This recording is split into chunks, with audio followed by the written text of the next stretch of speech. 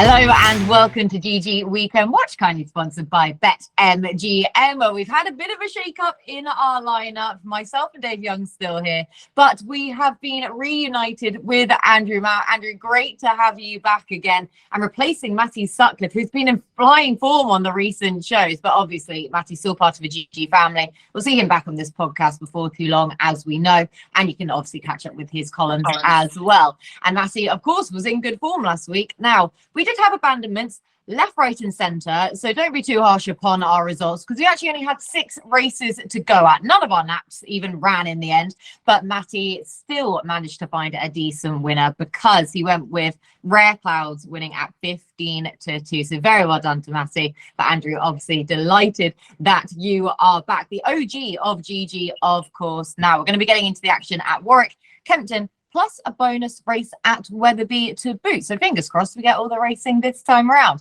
And we're going to kickstart with that Brucey bonus race at Weatherby. This is the Grade 2 Hampton, or as Andrew likes to say, the Toy Town Novices Chase for 5-year-olds and over 2 mile 3 at 110. Tricky enough contest, but we do have a hot favourite, Colonel Harry's, shortened up 11-10 at the head of the market. So Andrew, welcome back. Would you like to kick us off with a winner, please? Certainly, thank you. It's nice to be back after a brief hiatus. And for those of you who want Matty back instead of me, you can sign the online petition. I noticed your name was on there, Kate, as well as Kate Tracey, Kate Tracey, Kate P. Tracey. So you didn't have to sign it that many times, but I take your point. As you rightly said, I do like to refer to this as the Toy Town rather than the Towton because I am juvenile. But I was very interested in the shortest price favourite. I think Colonel Harry's ran about 5-4. Second in the Henry VIII Novices Chase Grade 1 company at Sandown last time. I thought the return to a left-handed track would prove ideal. He has jumped out to his left on occasions, and more interesting is his record following a defeat. If you include his point-to-point form, 4 wins from 4 starts immediately following a loss. So I wouldn't read too much into that last time out defeat. He is dropping in grade from Grade 1 to Grade 2 company. And looking at the opposition, there ain't a great deal of it, to be honest. Did you say Meeting of the Waters is a non-runner now? Is a correct? Non. Yeah, wasn't jocked up for a while there, but is now a non. Yeah, I mean, I was happy to take him on anyway, given Willie Mullins' poor recent record in Britain away from Cheltenham. 3 wins from 50 starts since the 1st of October 2022. Trelawn, Kim Bailey's obviously struggling at the moment, isn't he? He's at last 28 days, 0 from 29. Should have had at least 3 winners based on the prices of those horses. 6 out of the 10 chases he's had in that period have failed to complete the course. And those that have completed the course tend to travel well and stop to nothing. So it does look like there might be something, rather than just variance that's affecting the form of the horses, form of the odds horses at the moment. Yeah, the King of Rye Hope, I wasn't usually keen on stepping up in class. So you look through the opposition, doesn't look up to much. I thought sort of the evens or bigger Colonel Harry was a good bet. Yes, ideally, like I say, he has shortened up even from the time that his price opened up at then from declarations, but hopefully he can still get some evens or odds against and make the most of that for Colonel Harry. Dave? Yeah, great to have you back, Andrew. And it's also great as well because we're butting heads in the first.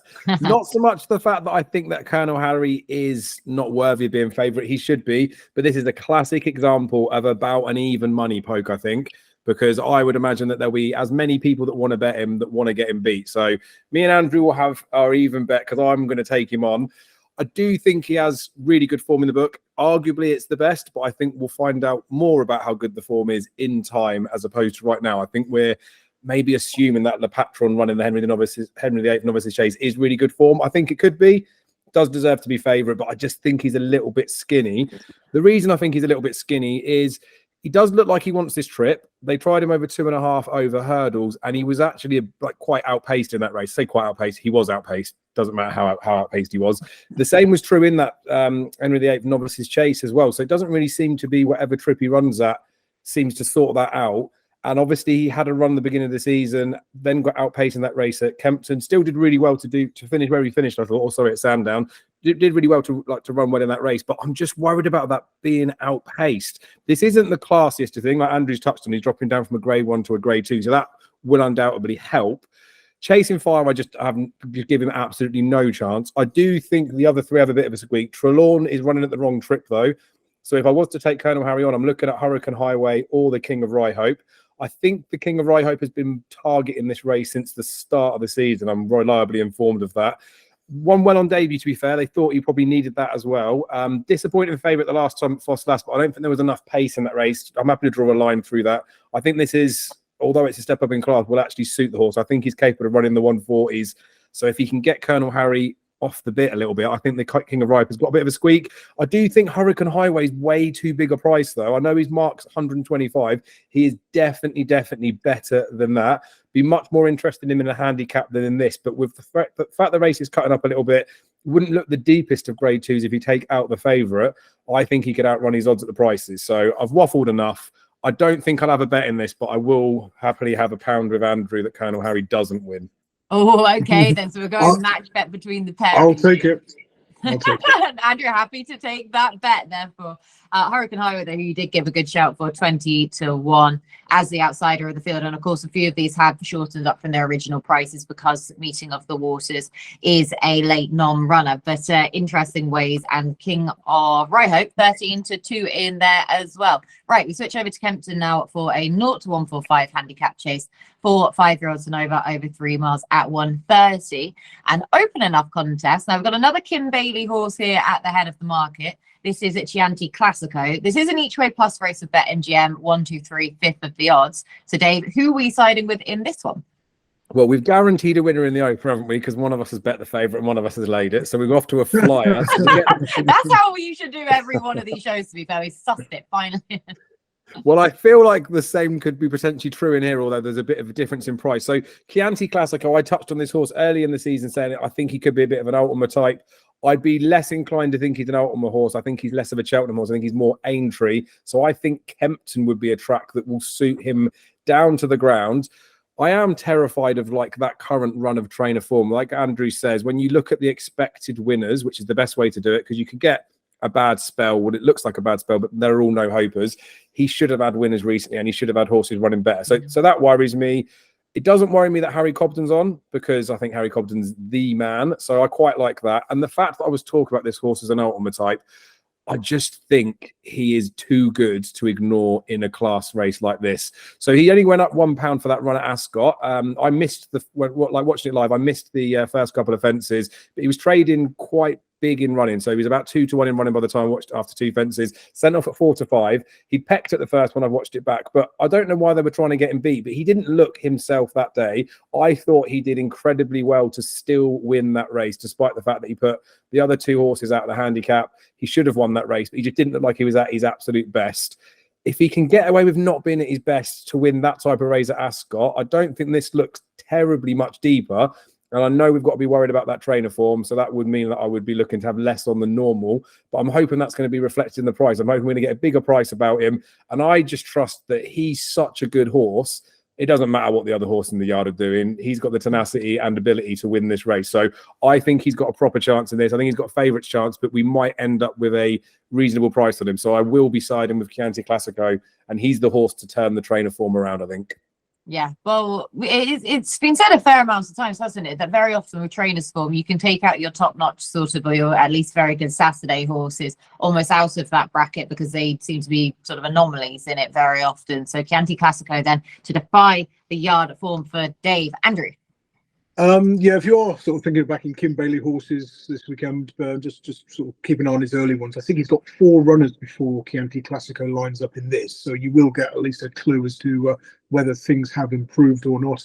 Not for me though. I do like the horse, but I'm going to sort of swerve him in this race on account of the trainer form angle. Phlegmatic will like the right-handed track, but he does seem to have a tendency to place rather than win nowadays. I've questioned the attitude of Latitude in previous times. Funny old sort, jumps out to his left, but seems better on a right-handed track. And since he's gone over hurdles or fences, he's lost all 5 starts left-handed. Right-handed form figures of first, and second, 3 wins from 4 completed starts. but that tendency to jump out to the left. So he's a bit of an odd one. Because he's Mel Rowley's in good form, you could back all of our handicappers this year and make a good profit. So it certainly wouldn't put you off Latitude, particularly in a smallish field where any sort of jumping out to the left might be easier to get away with. Gustavian got a good record in January and February, 4 wins from 8 starts. Second, third, and unseated in the others. Outside of that period, 0 from 13. So we're in sort of Gustavian period, so that one could go well. Marauder, though, is the pick. This is one I put in my GG 10 to follow at the start of the season. A horse who's best in small fields. Got a great record in fields of 7 or fewer runners outside of his seasonal debuts. 8 runs, 7 wins, and a second. That second coming a long time ago on very deep ground over hurdles. So this season he needed his reappearance effort, got pulled up, went over the national fences, which is like just completely idiotic really for a horse who needs a small field. I mean, goodness sake, what were they thinking? So now in a race that he can win on drying ground, even though he's a 10-year-old, I think Marauder for Seamus Mullins around about 20 to 1 is a good bet. Only 7 runners, but I think some firms are going 3 places. So I certainly wouldn't put you off each way at that price. No, not at all. Yeah, we're going 3 places as well. BetMGM for this, one of the each way plus races, 5th of the odds. So good way to utilize this race. A 20 to 1 outsider Marauder. I'm pleased you said that about Latitude because I'm with him in this. Where's my original price gone though? He's now 9 to 2. What? He was literally 8 a second ago. I expected that to have clipped in from the 12, so I think we must have had a rogue bookie that hadn't changed their prices from Dex. But even so, 9 to 2 now. God, I'll still side with him anyway. I hope that he can prove difficult to catch in this. And those tactics have obviously been seen to a positive effect in this race in recent years. And those tactics again saw him almost win last time out at Ludlow. Now we know that Ludlow, very much like Kempton, is predominantly a front runner biased track on the chase course. But I actually, like you say, for all that we've questioned his attitude in the past, that I really liked his attitude that he showed last time out when rallying in the soft ground to just go down by half a length. So £1 rise for that. Back at a course and distance he signed last season off at with a win, and that same success then would be plenty good enough to be defying this mark here. And yeah, he's just ticking an awful lot of boxes for a very informed stable, as you say, Andrew, of Mel Rowley also. So different ways to play that contest at Kempton. Now we are back to Warwick for the P word. This is the Attempts Network Handicap Hurdle, a qualifier for the final come the Cheltenham Festival, of course, for 5 rows and over 3 mile 1 at 149. Another each way plus race with BetMGM, 1, 2, 3, a 5th of the odds. Gordon Elliott sending Mel Monroe over to get her perhaps qualified for this. So Andrew, 8 runners here. First 4 will qualify. Who finishes 4th? Yeah, probably Mel Monroe. Both wins have come when fresh, only been off the track for 32 days. I thought with her, you could probably leave her alone and expect her to run well without winning.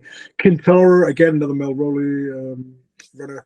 So the handicappers, profit of £57.70 so far this year.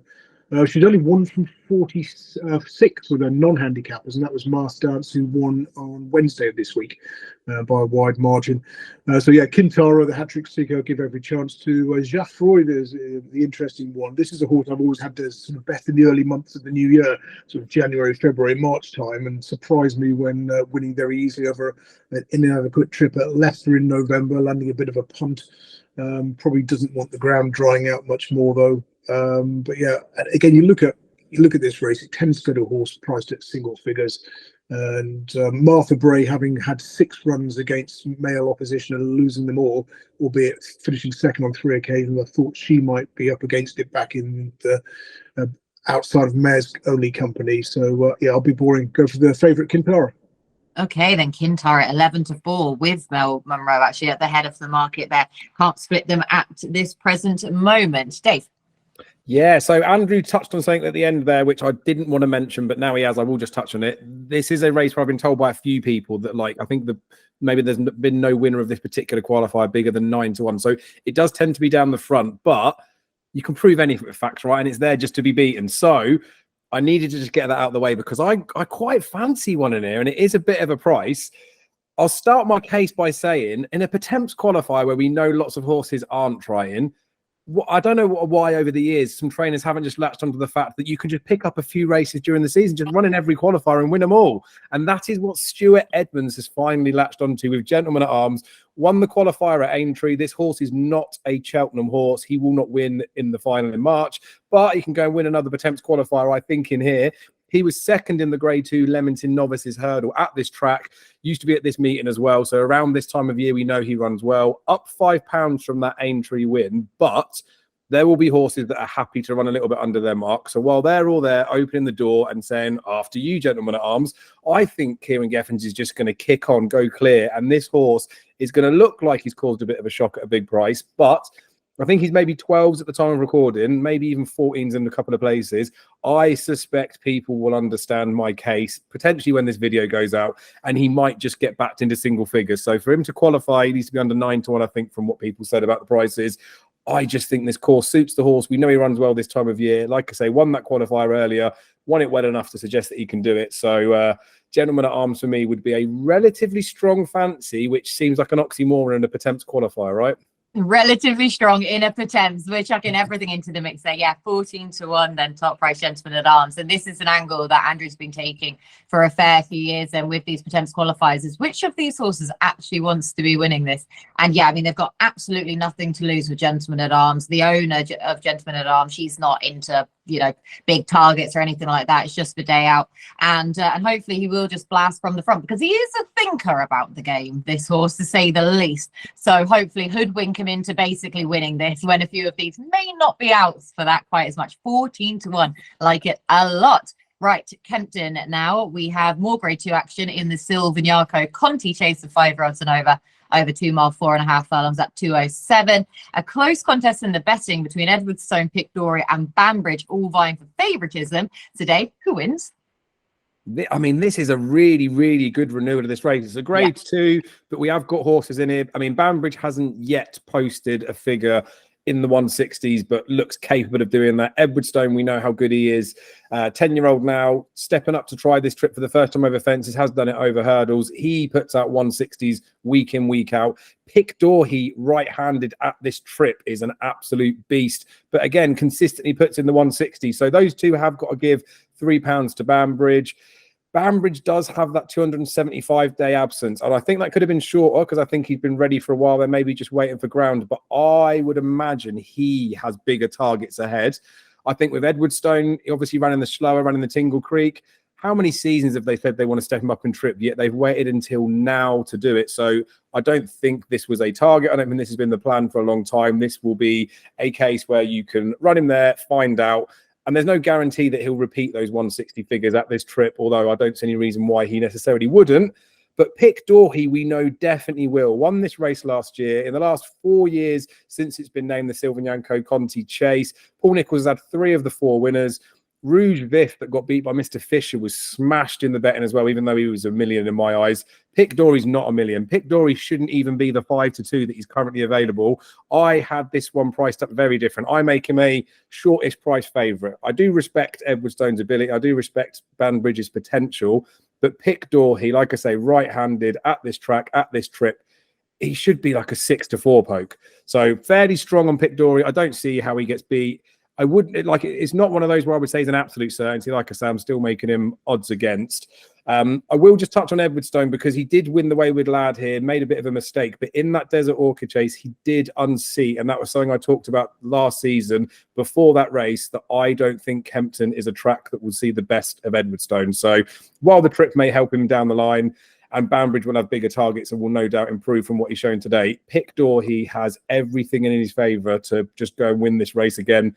I really fancy him. I think he's a massive price at 5 to 2. So I think he's going to get smashed up by the time the video goes out. Anything bigger than 6 to 4 is a definite bet for him.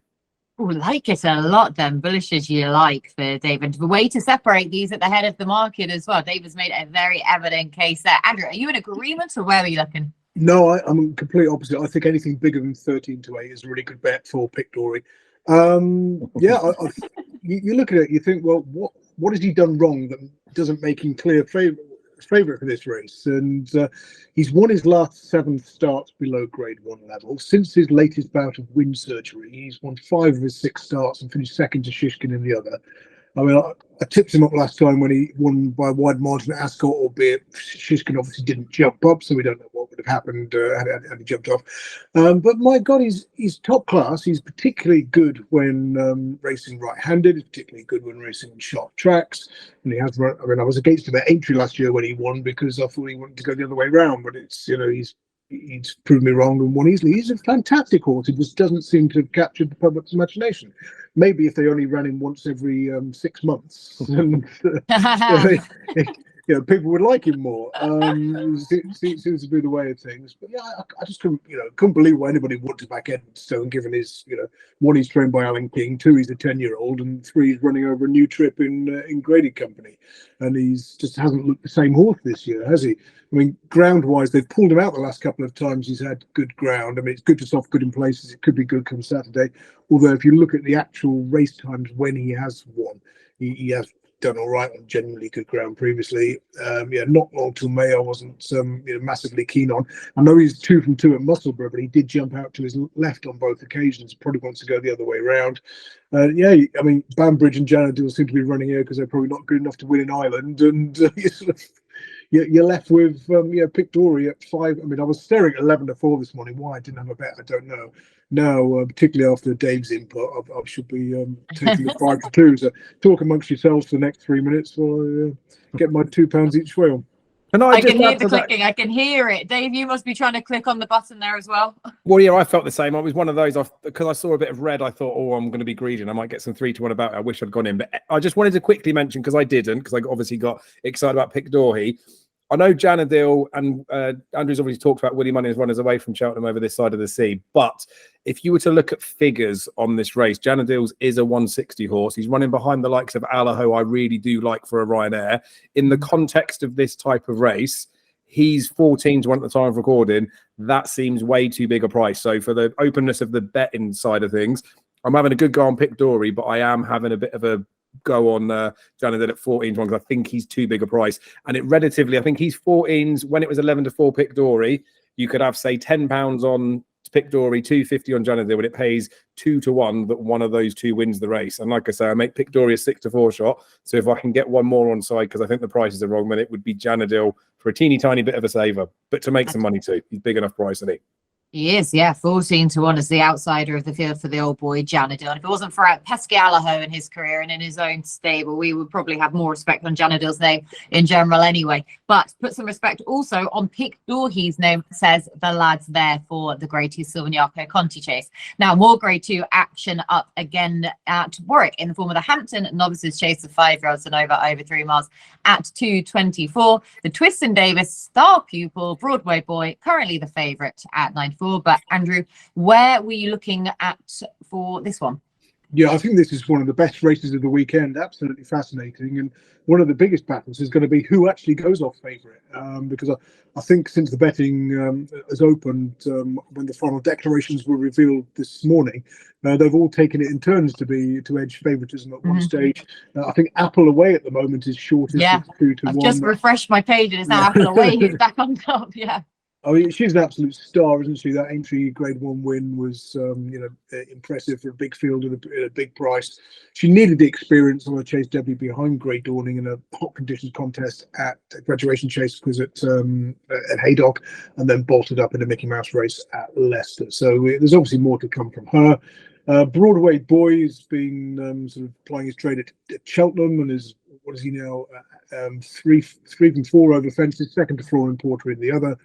And he's likely to go from the front tactics we've seen for such good effect here at Warwick over fences. Of course, similar comments apply to Apple Away. She tends to go from the front, but I cannot get away from my love of Grey Dawning. I absolutely adore his attitude. Talked about him last season that he's looked beaten on more than one occasion and come back to win. Particularly here in that Grade 2 Leamington Novices hurdle that Dave was mentioning earlier on. He was a 9-2 shot that day. He's won by 5 lengths. But you wouldn't want to take 20-1 at one stage in that race. But he's come there, won absolutely easily. Fell in the Apple Away's race when going well. So and then of course beat that one, very comfortably at Haydock, albeit Apple Away was making her chase debut. Unlucky last time out at Cheltenham. Not just saying that because I backed him and tipped him when he made a bit of a blunder and couldn't get back up to beat Ginny's Destiny. But I think he's got a very, very bright future, Grey Dawning. I think he could be potentially a Gold Cup contender next year. I think he'll take this on the way to that sort of level. So Grey Dawning for me in what is a really good race. It is, isn't it? Yes, another race. We've got 3 horses vying for favouritism, but Andrew's favourite horse then, Grey Dawning, 9-4. I can currently see Ada Tracey's previously won at Date. Yeah, a really, really good race. This is one that I will be keeping my powder dry in, sitting back and watching. I think Apple Away needed that run first time up. They had a really soft mare's option they could have run her in, and they still chose to go in the deep end behind Grey Dawning at Haydock in that intermediate chase. So I think she needed that first run, showed her ability, didn't she, next time out of Leicester. But like Andrew said, Mickey Mouse race. This is much harder. Grey Dawning is a very good horse on his day. Broadway Boy's been on the go a bit as well, isn't he? So I do think he's the best of these, but he's going to get caught up at some point. I think those sort of not necessarily quick runs, but a lot of runs. 4 times this season, like Andrew said, only beaten once behind Florin Porter. I do think the Changing Man is a big price. If this was a handicap, he'd be getting so much more weight from the others, and I would absolutely smash him if this was a handicap. I think the form with behind Stay Away Faye, even the prices that he's been going off at, he is considerably just sort of disrespected in this market to be as big as 11-1. But as I say, handicap just screams out as what they should do with him. I don't know whether there are any plans with the horse. I definitely think he's better than the official rating would suggest. I'd have him much closer to like a Grey Dawning than he currently is. So I will not be having a bet in the race. I think any one of those 4 could genuinely win this. Carbon King, just enjoy the day out, mate. 50-1 is the outsider of the field. The rest of them all in with at least a squeak then, if not more so, and the betting will reflect that as well. So really looking forward to the Hampton Novices chase at 2:24. Right, super competitive contest up now in the form of the Lanzarote Handicap Hurdle for 4-year-olds and over 2 mile 5 at 2:42 at Kempton. Always a likeable race, each way plus race, 1, 2, 3, 4, 5, a fifth of the odds with BetMGM. The day of competitive handicap hurdle for you to go at here, please. Yeah, I'm glad I'm going first on this one. I mean, I'm glad Andrew's back because this is the type of race that I would imagine he loves. I do love it too. I just haven't had the time to look at it in the depth that I'd need to. However, Hermino for Gary Moore, Dave Noonan, I tipped him up when he started over fences at the beginning of the season. If this horse isn't better than 129, then I don't know. My name's not Dave. He definitely is better than his mark. Doesn't like jumping fences. I was thinking, how long are they going to pursue that and when they could drop him back over hurdles? They ran him at Cheltenham over 3 miles. And that was very much, to my mind, a case of let's just run him over hurdles so he gets a prep run for something because he isn't a 3 mile horse. He stays the 2.5 miles well. So this 2 mile 5 furlong trip in the Lanzarote is actually ideal. So I don't think it would have been by design that he's ended up in this race. But Gary Moore's a shrewd enough trainer to know when to cut his powder dry. He obviously knew that fences wasn't the case this one. I think he's readjusted, and I think he's targeted the horse for this race with that prep run. He's as big as 20-1. So like I say, while it wouldn't have been a season-long plan like some of these in here, he's faltered this season, which means he's still running off the same mark of 129. The likes of a Sonagino or an Impostoir or even Nemean Line, I think, has gone up a bit. They've done some winning this season, and they are higher than they were earlier. If Hermino had been staying over hurdles, he would be much higher than 129. It's the fact that he's been chasing and not very well that we're still getting the same mark. So, like I say, I haven't done the race in any great depth, but I was going to bet Hermino when they dropped him back in trip anyway. So I would definitely be betting Hermino in this. And there's loads of places up for grabs, 4 or 5 places up for grabs, I think. So he will definitely be in the frame. 20-1 with those 5 places on offer looks a good way to go, and perhaps even I should say another Saturday winner for the Gary Moore Yard and with David Noonan in the plate as well. Andrew, you love this race. Who wins it? Yeah, interesting race. It's a shame Nicky Henderson hasn't got one reverting from fences. He's won with 3 of his 7 such Lanzarote runners, including some at big prices, but no qualifiers this year. I mean, you can go down the rabbit hole with stats in terms of sort of recent form, running style, all sorts of bits and pieces, but there's nothing sort of really stand out apart from the record of jockeys claiming an allowance. 6 of the last 10 were claimed from 44 runners. Good profit, but because that's most profit of £64.25, but that's all down to the 66 to 1 shot. That said, an awful lot of them were placed well at offered at big prices, including seconds at 25 to 1, 16 to 1. Now, Namin Lion, I've tipped up the last twice. He's been a non-runner because the ground was deemed too quick. Really eye-catching performance in the Great Wood, which we know has worked out so well, when 5th to Iberico Lord, and he raced wide when it was one of those Cheltenham meetings where you were sort of you were pleased that your horse was switched to challenge wide coming up the stands rail, because that's normally the thing to do over hurdles when it's on the soft side. It turned out to be a big disadvantage. We've seen loads of horses like the Nichols runner Sonagino, who took that wide route and come out and won or run well in defeat since. So yeah, at 7 to 1, I can leave him alone up in trip. Going down the field, I looked at Good Luck Charm, the shortest price horse who's ridden by a conditional jockey, Ben Godfrey, riding this one. Now, Good Luck Charm finished third last time out in a sort of decent race behind the Skelton runner Nurse Susan. That was at Cheltenham. You look at his record, right-handed over hurdles, 3 runs, 3 wins. So I thought going back right-handed would suit Good Luck Charm, so I think I'll have a little bit on her. And I was also interested in the Gary Moore horse, but not the one Dave mentioned. Not Hermano. It's Mark of Gold, who won over course and distance last February by 14 lengths, I think it was, off a mark of 129, £7 higher this time around. Won on the flat since at Goodwood. A couple of runs this season, looked as though they might be just sort of getting ready for this. That was my thought. Got been a long way over course and distance last time, but that was on Boxing Day.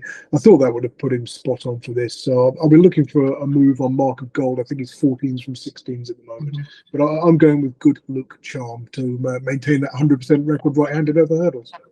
And with a claimer on board as well. She's currently a 14 to 1 shot. Ben Godfrey taking off the £3 off her back. Mark of Gold, a 14 to 1 shot. Do just monitor that one in the betting. And I'm going to go with one of the Nicky Henderson horses, but not the top one in here.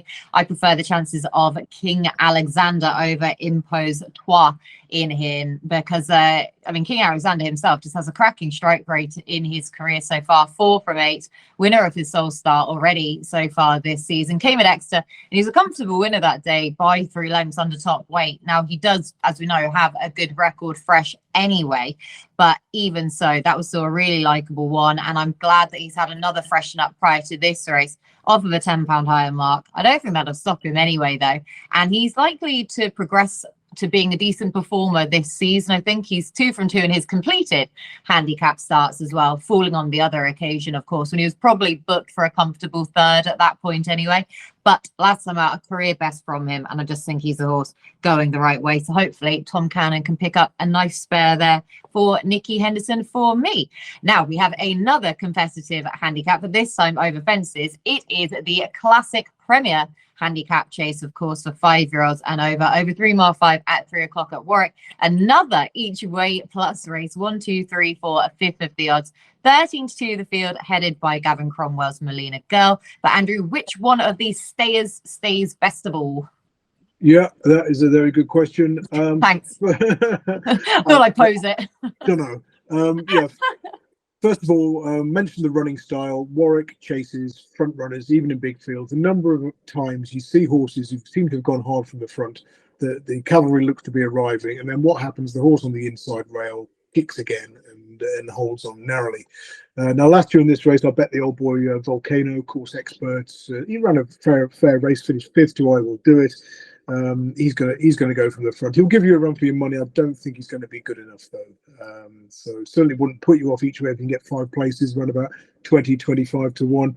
Now I worry about the running style for a couple of those near the head of the market. Beauport tends to be ridden patiently, the Twist and Davis runner. Melina Girl, who looked to have the race in the bag, or certainly would have finished a very close second at worst at Cheltenham last time. She tends to come from off the pace as well. So 7 of the last 10 winners were front runners or prominent races from 57 representatives. Only 3 of the 85 hold-up horses won.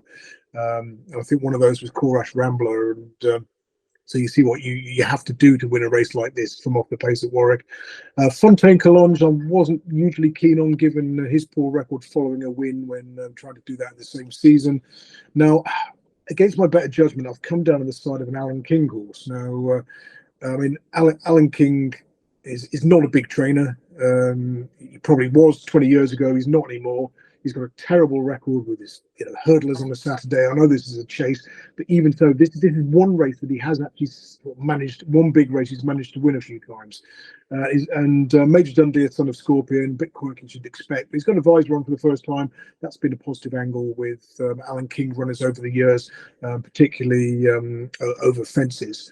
He's placed in both his completed starts here. So I thought in the first time headgear, hopefully under a prominent ride, Major Dundee would be the one for the each way money. 9-1 for Yeah, an Alan King. Probably need to have my bump spelt for backing Alan King runners. I was thinking as soon as you said that, an Alan King runner on a Saturday, at least like you say, it's not over hurdles, so they're not going to be stuck on the swamp on the inside rail, absolutely pinned to it. At least we're over fences now. Major Dundee at 9-1 shot then for Andrew. Dave. Yeah, I'm going to go for a Galloping de Champs approach here. I'm going to go with a double handful. I'm going to go for Gallia Delito for Harry and Dan Skelton. Cheap pieces on. How they got this horse dropped £3 for that run at Newbury when I don't know whether she dogged it or what it was. The cheap pieces will be the excuse. But her run in the Hampton Novices or the Toten, one of the two, we covered both novice chases. She won round this track anyway last season, didn't she? Over 3 miles, where she went from the front, beat Complete Unknown, run them absolutely ragged that day. She's like effectively £4 lower than when she performed that day. She was 146. She went up to. She's 142 now. I know with the mare's allowance, when you get to handicaps, it's not in there, but she is better than that mark, especially around here. Being able to dictate from the front could help. And she acts on really, really bad ground. It won't be really, really bad ground, and that will help her get the extended distance, I think. So I see that she's being well supported now. She's top priced 9-1. That'll probably shorten up again by the time this gets published. There will be lots of places up for grabs. There's only so short she can get, but obviously just be cautious of that she has got cheap pieces on because she didn't seem to put it all in at the finish at Newbury. And Andrew would know far better than me in terms of stats of what happens with Skelton's horses when they stick some headgear on. But she might just be the type that if she was messing about at Newbury and they put cheap pieces on, she might decide not to do a Shishkin and refuse, but she might say, get these off me. I'll do what I want to do. And it might not have the desired effect. Obviously, it's a plausible excuse to say why she's improved, though, if they put the cheap pieces on. So they may be irrelevant. The other one we've got to bet right, and thankfully the yard decided to not run him on New Year's Day as I promised, because I needed to remind the GG weekend watch backers that Rapper was going to win on New Year's Day, but they didn't run him. He could well win this. They ran him behind Broadway Boy in that handicap, and he actually ran really, really well for a small part of the race. I actually thought he was going to get up and win. Ended up being fourth, being 8 and a bit lengths, but we know that Broadway Boy, now in hindsight, was well handicapped that day. Is obviously a very good horse. Rapper's only won 3 times over fences, each time in excess of 3 miles. Look at the Racing Post comments. They always ran on well, stayed on strongly. This 3 mile 5 trip suits. We know that the horse goes very well, gets all of his wins at this time of year.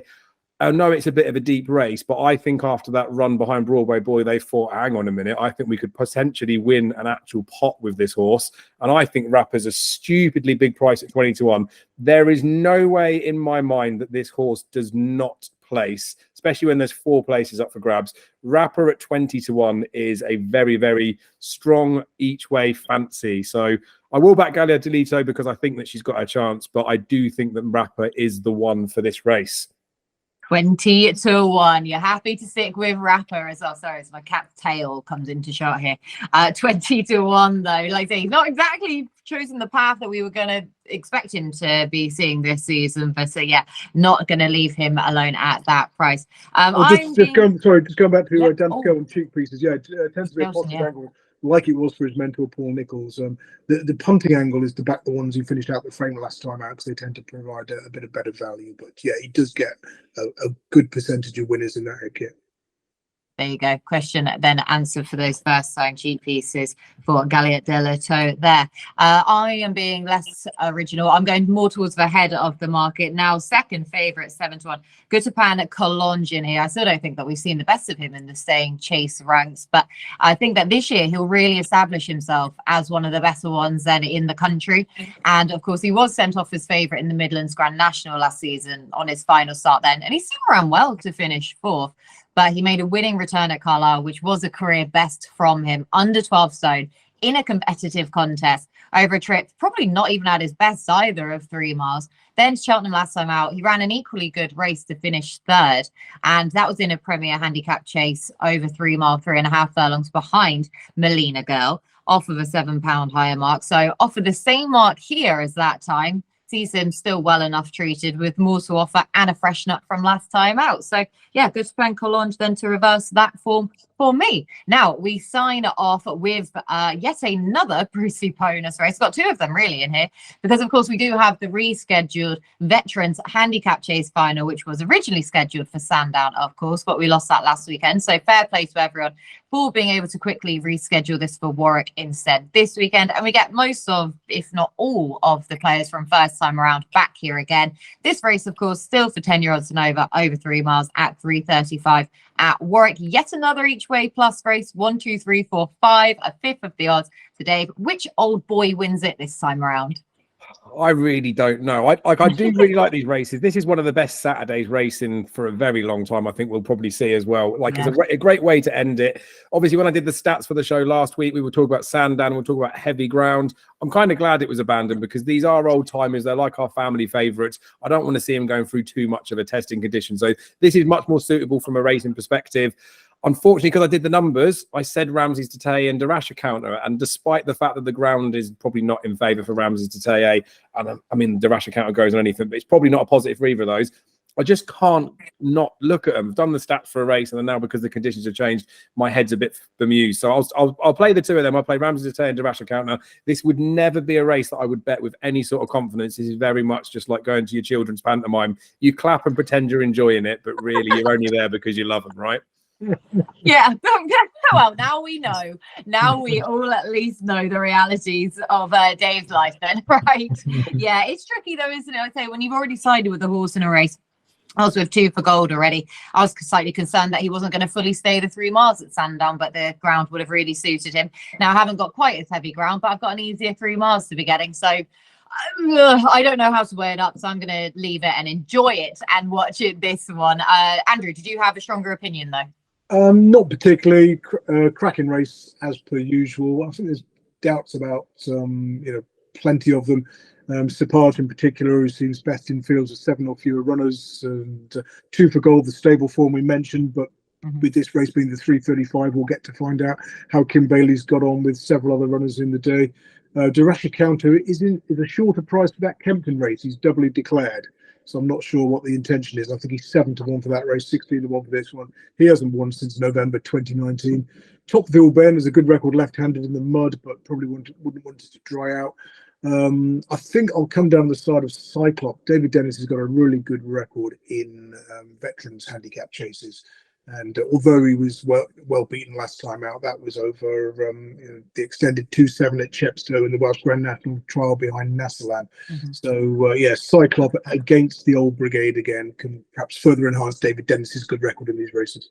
Now 13 years old, 25-1 shot. I forgive him for that run last time out when pulling up in the Welsh Grand National Prix, because he should have gone for the London Gold Cup that day when he was doubly declared across a couple of races. And in my humble opinion, I felt he went for the wrong one. But it all could be forgiven now. Cyclops comes back and wins at the age of 13. Right, that's everything from our scheduled races on Saturday. Now it is time for Cheltenham chat. But Andrew's got one more point to say first. I did. I know I said I didn't have anything from anywhere else, but I did notice Pepe Moko for Jane Williams is running in the 3:15 at Kempton. Was well fancied when narrowly beaten by Oxford at Plumpton last time, and 2 horses have come out of that race and won since the 3rd and the 6th. I think it was Godot. Pepe Moko with the yard in good form can perhaps bounce back to winning ways in that 3:15. Perfect. We don't have prices for that, but Pepe Moko in the 3:15 at Kempton as the other race then that Andrew has taken a look at. Right, now back to me build up. Back to Cheltenham chat. So, Dave, I will hand this one to you first then, please. What are you looking forward to for the Fez? There's so much good stuff in there. I think there's be plenty of sort of handicap clues. We're getting entries and bits coming out as well now. There isn't anything I would say to jump on bet at this moment, but we've obviously got the rearranged Lawlers of Nace meeting running tomorrow or today, depending on when the video goes out. seeing the likes of Firefox in Atlantic, like that division's going to get sorted out tomorrow. That looks like a really, really good race. Mystical Power now is going to run on Sunday by the looks of it in the Moscow Flyer, which is interesting, but Impere Pass did that route and still went for the Ballymore. There's been a bit of a shake-up in the Supreme and Ballymore market, but like I say, we'll find out plenty on Friday, I think. Saturday, all the best races on this side of the sea, so we've already covered that, but there is one horse running at Fairyhouse in the bumper called Romeo Coolio. Everybody and his dog is saying that this will definitely win the bumper. I mean, I'm not so sure about it personally, and typically by now we've seen a really good one of William Mullins, so I think people are latching onto this one in hope more than anything else, but he looks like a very nice prospect. He should absolutely bolt up, and you should expect to see fireworks in that bumper on Saturday. So make sure you watch that race. Anything less than a facile victory, he wouldn't be for me for a bumper, but he looks like a really nice horse. I'm not trying to just be negative about him on purpose, but like there's a lot of talk and hype about this horse, and we've got to see him do it on the track, but hopefully he will. Sunday, I've touched on the fact that we got that Moscow Flyer where Mystical Power is probably going to run. Blizzard of Oz is in there as well. Again, touched on Munir and Sway doing it with Impere Pass and going to win a Ballymore. He looks like a nice prospect. Blood Destiny is going to run in a Novices Chase, I believe. A Meeting of the Waters that has been taken out, I think will probably run there. I would expect Blood Destiny to go and win, and that might be an indication of where they run him in March. So real good action. The Saturday stuff on TV, though, is the absolute highlight for me. Yeah, they've got so many good races, haven't we? But of course, that does then also go into Punchestown on Sunday as well. Loads of good horses running there. So, Andrew, Cheltenham chat, what did you like? Yeah, there's so wanted to keep an eye on Grey Dawning. I've talked about previously as a potential Charlotte Festival winner, but in that same Hampton Novices Chase, the Grade 2 at Warwick, the 224, the Changing Man, who Dave touched on. I've got him down as a potential Ultima runner. For the Tizard Yard. I mean, bear in mind that when he bumped into Stay Away Faye at Exeter, finishing second to that one with Grey Dawning in third, he was just a 13-2 shot. He was 9-2 when clashing with Stay Away Faye again next time at Sandown in Grade 2 company. And he could be one of these novices who goes for the Ultima after a sort of like, contesting some very good races that perhaps he couldn't win, goes in a handicap chase for the first time and then does the business. So yeah, the Changing Man for the Ultima was one angle. And the other one is Welcome Back Third Wind, 10-year-old trained by Huey Morrison, who, because the last time we saw him in action, he was winning the Pertemps final. That was 667 days before he's due to run at Warwick on Saturday. Now he's, according to the Racing Post this morning, he's going to be given an entry in the Stayers Hurdle as well. So no doubt he's going to need the run on Saturday, but it'd be fascinating to see how much ability he retains. And we've seen plenty of horses under big weights, older horses run well in the Pertemps. So if he finishes sort of third or fourth on Saturday, I wouldn't be surprised to see him justify each way support in the final at Cheltenham in March. Yeah, just make sure, like I say, just to watch him to see what ability he still retains at the age of 10 now. But he's actually back on that last mark that he won the Pertemps off of as well, such as the time off that he's had. So yeah, potentially then the each way play for the final itself. Right, that is everything from us. So lads, before we go, Andrew, I'll go back to you, please, for your nap of this weekend. Oh, I forgot you asked for naps. I'll go Pepe Moko in 3:15 at Kempton. Like it a lot, and good to have you back in usual running order as well. Thank Andrew. Dave, nap of this weekend, please. I reckon we could have this as audience participation all together now. Pick Dory will absolutely crack up in the Silviniaco Conti chase. Yeah, okay, I'll let you have Pick Dory then. I know I am further bolstered by the pair of your opinions. I will go Guetapan Collonges then in the 3 o'clock at Warwick, and hopefully you can just go forwards and try and stay there. But right, they are all of our naps. That's everything from us. Loads and loads covered. Great racing this weekend. Thank you so much to the lads for all of their hard work as per usual. Andrew, of course, great to have you back. Thank you to our sponsors, BetMGM. Thank you to you at home for watching. Make sure you enjoy the action this weekend. It really is there for everyone to enjoy. So best of luck, and we'll speak to you again next week.